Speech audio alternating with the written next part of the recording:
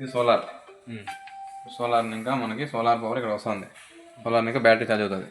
Battery ఇంకా లోడ్కి వెళ్తుంది. లోడ్కి మనకి ఫస్ట్ ప్రిఫరెన్స్ సోలార్ ఇస్తుంది.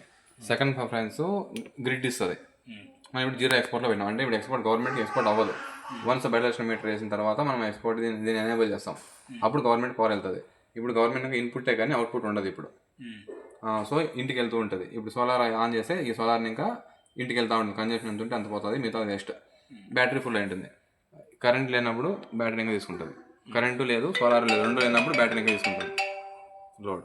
ఇది బ్యాటరీకి ఫ్యూజ్ అది బ్యాటరీ ఫ్యూజ్. ఇది డిసిడివి రెండు స్ట్రింగులు సపరేట్ ఎంసీబీ సపరేట్, రెండు ఎస్పీడీలు సపరేట్, రెండు ఫ్యూజ్ సార్ ఎక్స్ట్రా.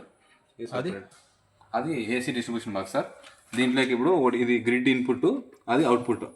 ఇది లోడ్, ఒకటి గ్రిడ్ ఒకటి లోడ్. గ్రిడ్ ఆఫ్ చేసినా మీకేం దీనికి సంబంధం ఉండదు. సోలార్ అట్లా రన్నింగ్లో ఉంటుంది. గ్రిడ్తో సంబంధం లేకుండా రన్ అవుతుంది. పగులంతా గ్రిడ్ లేకపోయినా సోలార్ నడుస్తూ ఉంటుంది లోడ్.